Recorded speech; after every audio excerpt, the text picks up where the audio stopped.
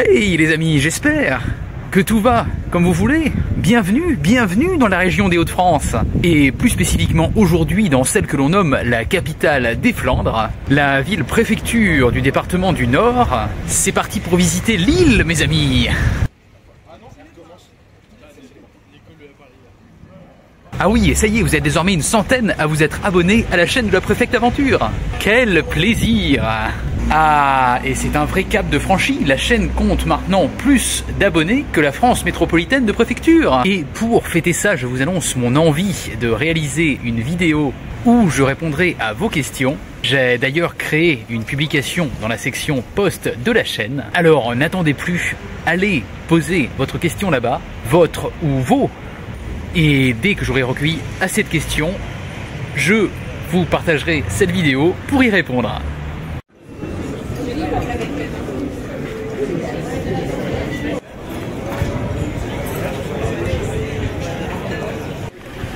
Et on arrive là sur la place la plus prisée des Lillois, place du Général de Gaulle. En hommage à cette figure importante de la libération française. Et sachez d'ailleurs, pour votre information, que ce grand monsieur était natif de Lille. Et oui les amis. Alors, aux abords de cette place, également nommée la Grand Place, ici, on peut retrouver plusieurs bâtiments importants. Le Furet du Nord, imposante librairie de 8000 m². On peut retrouver le siège social d'un célèbre journal local, La Voix du Nord, journal qui devra son nom à un mouvement de résistance de la Seconde Guerre mondiale.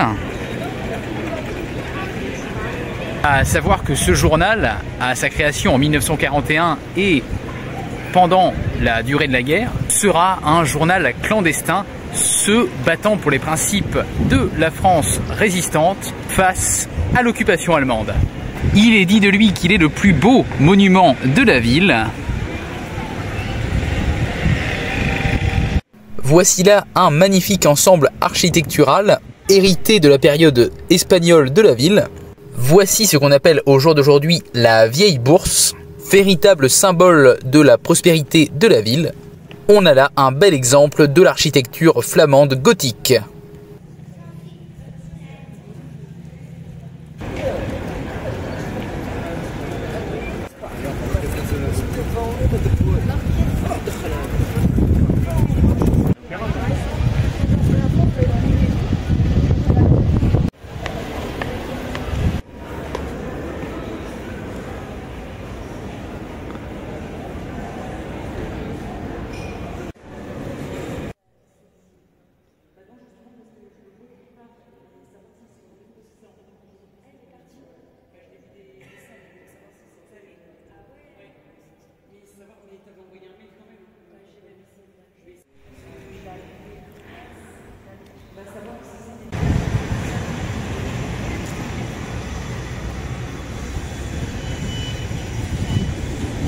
Je vous présente la cathédrale Notre-Dame de la Treille.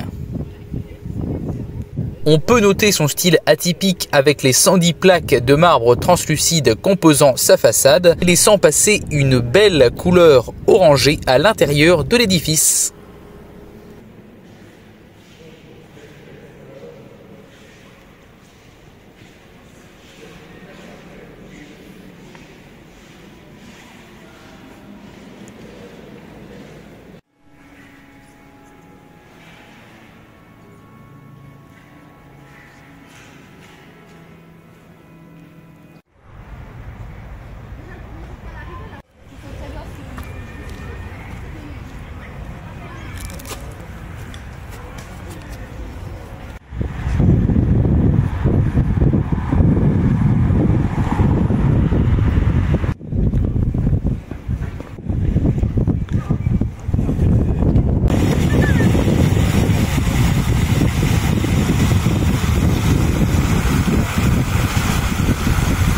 Et arrivé là, porte de Paris, avec son fameux arc de triomphe.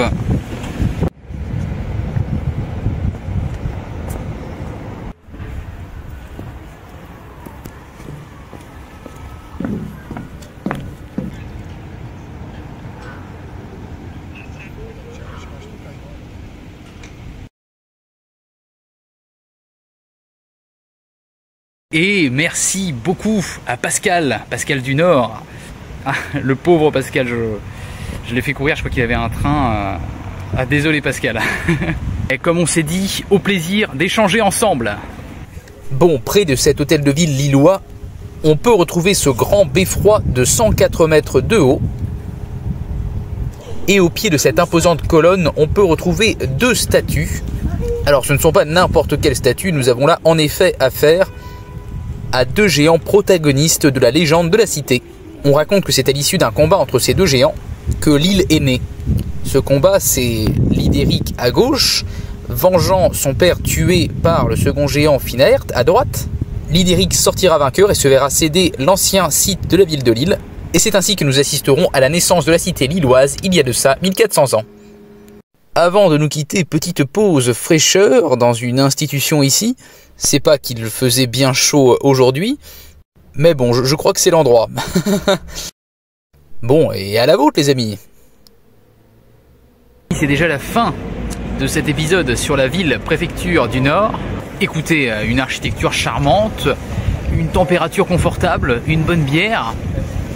Bref, je crois que cette ville de Lille a tout pour plaire. Et puis croyez-moi, ici, on peut pas dire qu'on souffre d'un trop plein de touristes. Hein. Ouais, vraiment une grande ville où l'on respire. C'est rare. N'hésitez pas à liker cette vidéo si elle vous a plu.